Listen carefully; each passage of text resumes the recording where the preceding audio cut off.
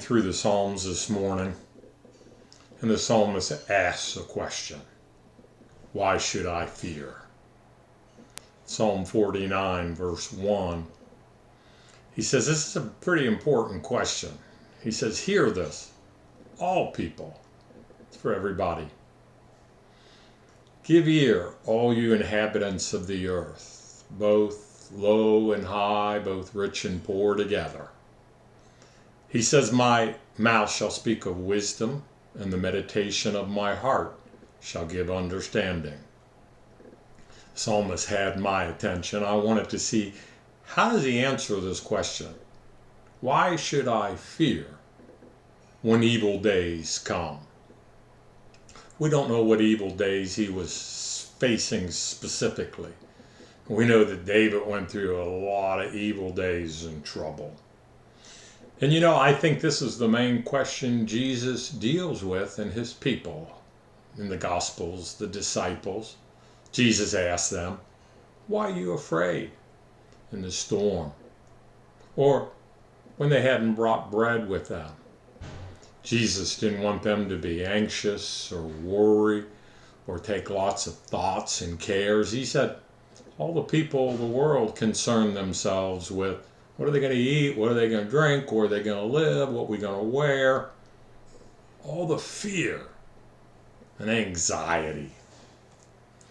And when evil days come, days of coronavirus, days of economic meltdown, days of protesting and instability because of injustices, it's an important question. And the psalmist deals with the whole range of fears in life and in death. He says, and begins with the fears in life. He says, those who trust in their wealth and boast in the multitude of their riches. They gather and accumulate as much as they can for fear of going without, of lack.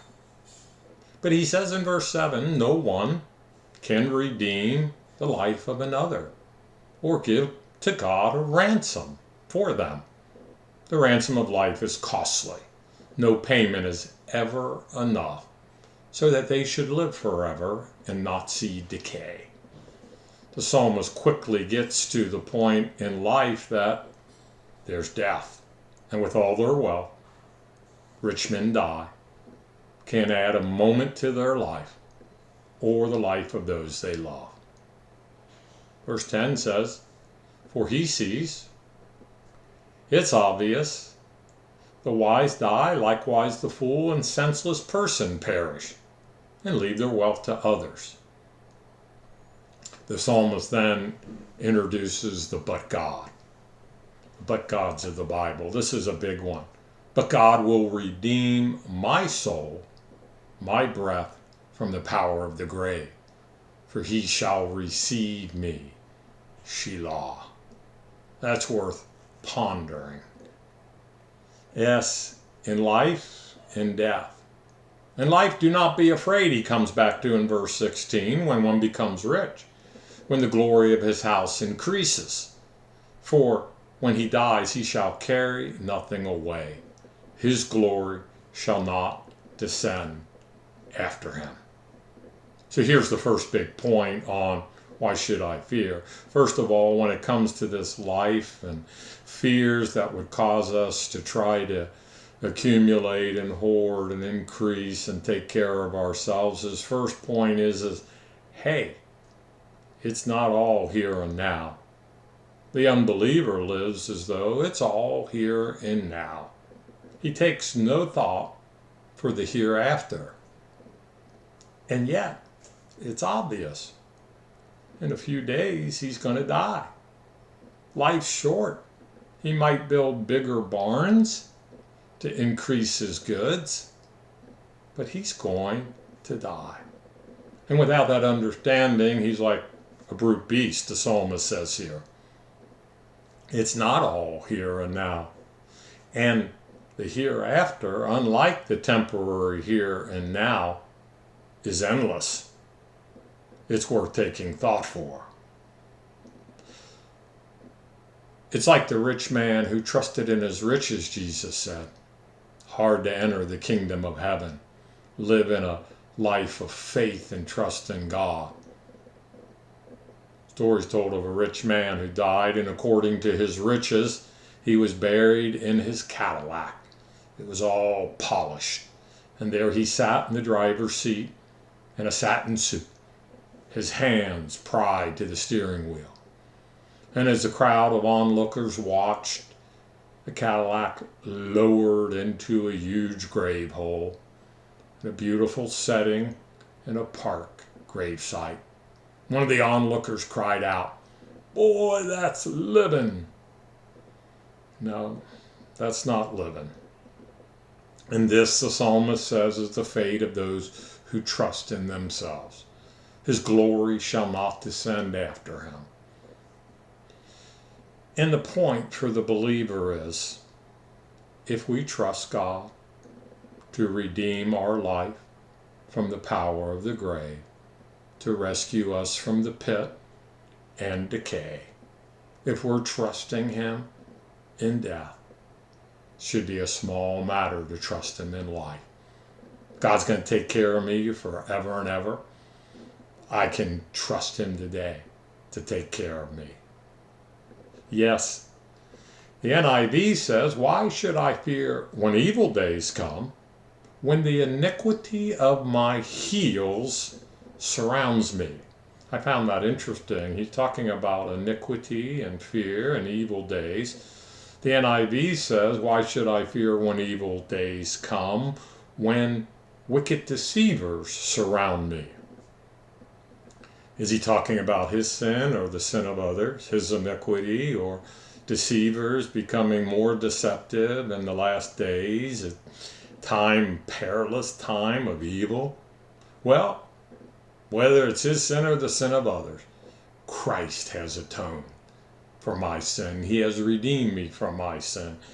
He has shed his blood for my sins and the sins of the whole world.